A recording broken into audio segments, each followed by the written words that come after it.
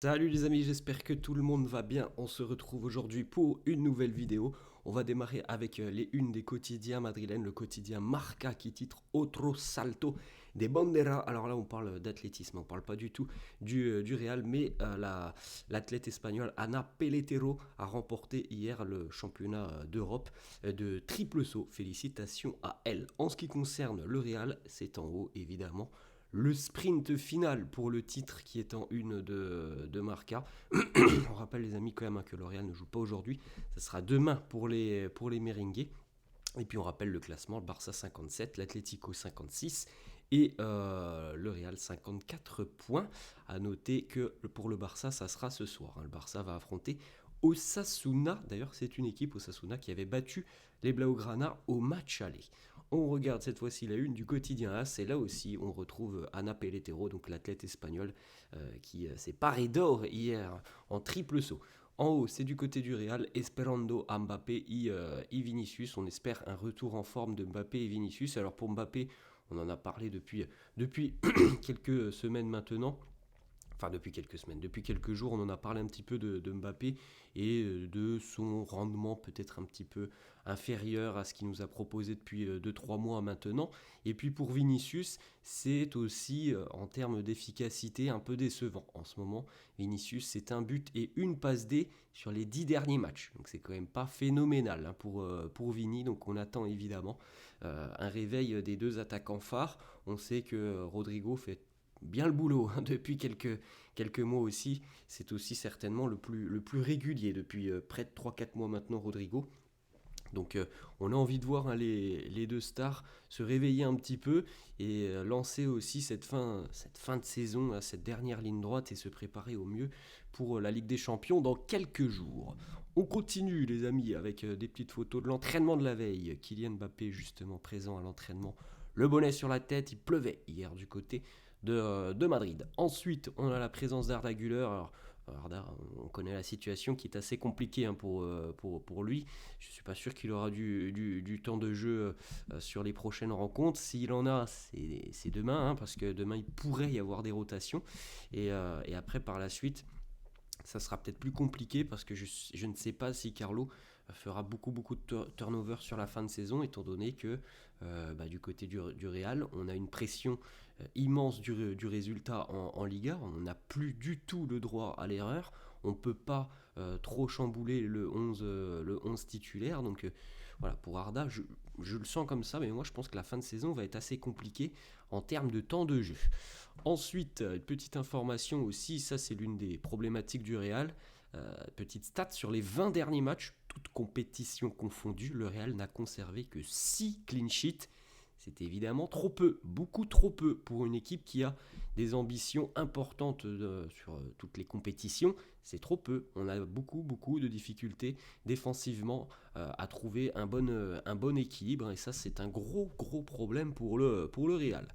On a une autre information aussi du quotidien Relevo qui nous annonce que lors des sessions d'entraînement, lorsque l'on utilise Fede Valverde en tant que latéral droit, selon les dires de certains joueurs du Real, il est quasiment impossible de battre Fede Valverde lors d'un 1 contre 1.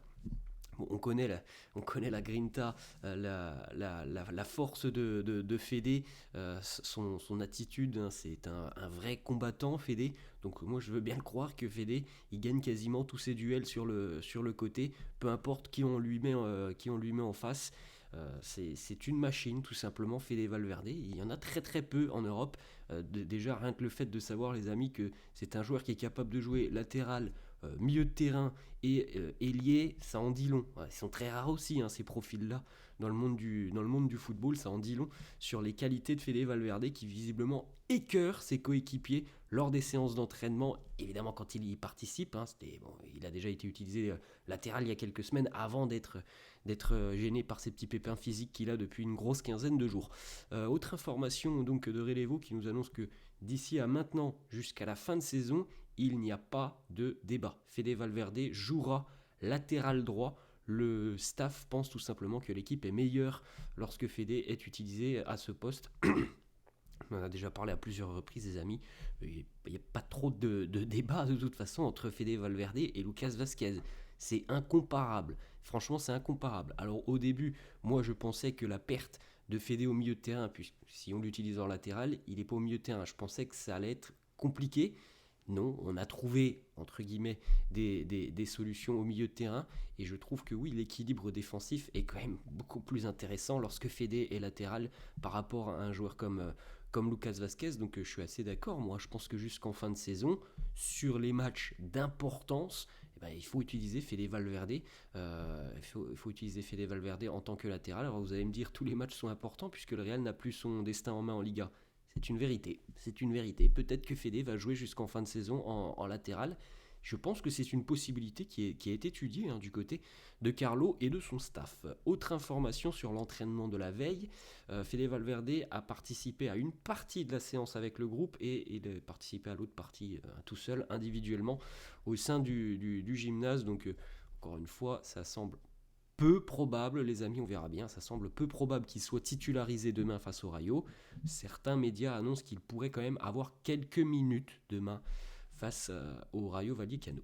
Petite map, les amis, de Aurélien Tchouaméni sur la rencontre de Ligue des Champions en milieu de semaine. Tchouaméni qui a un taux de passe réussi de 97% face à l'Atlético.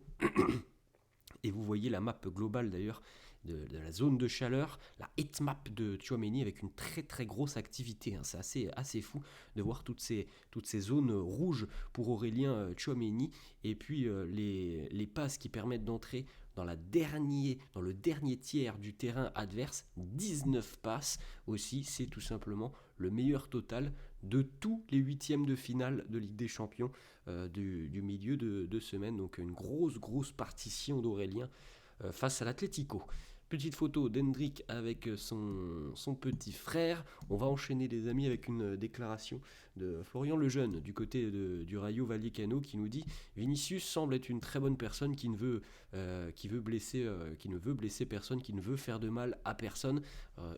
Je ne sais pas si tout le monde du côté du Rayo Vallecano a les mêmes peuvent dire la même chose de Vinicius parce que ça s'est pas toujours très bien passé entre Vini et le Rayo Vallecano. Parfois, il y a eu des frictions avec des latéraux du Rayo Vallecano.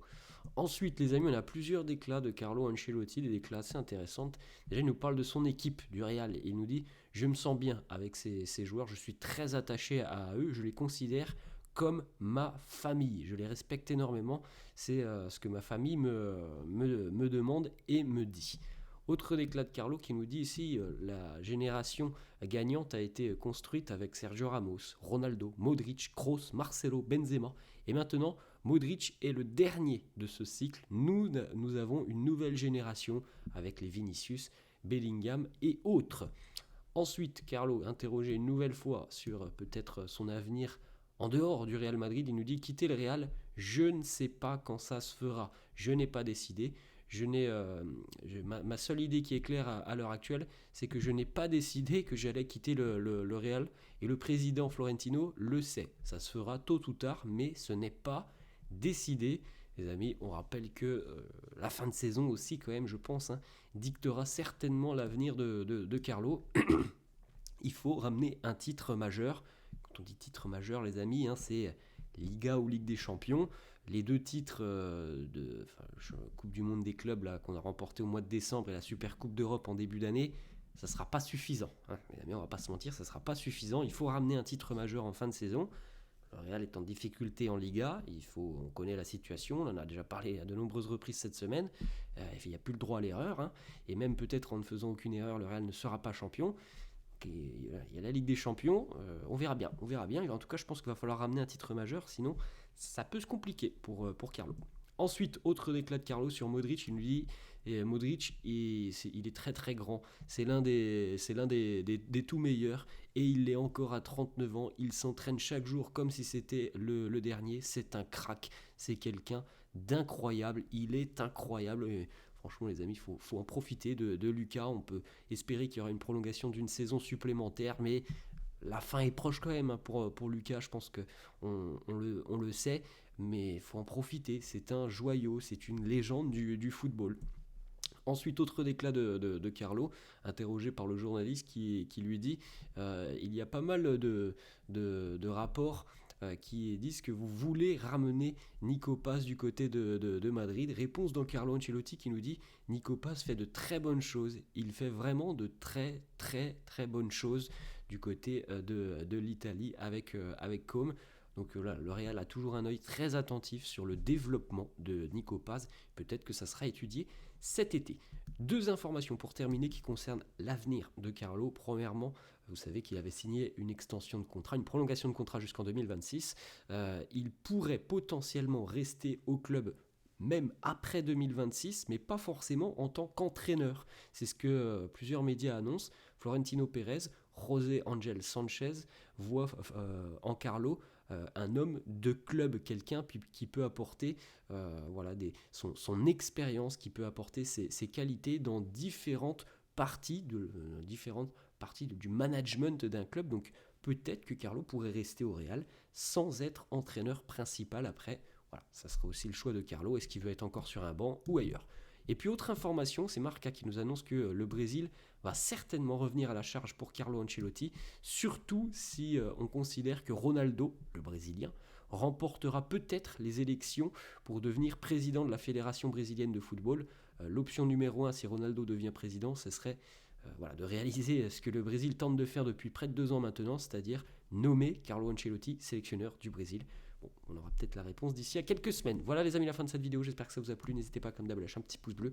Merci à tous ceux qui le font. N'hésitez pas à vous abonner à la chaîne, je vous souhaite une bonne journée et je vous dis à la prochaine. Ciao.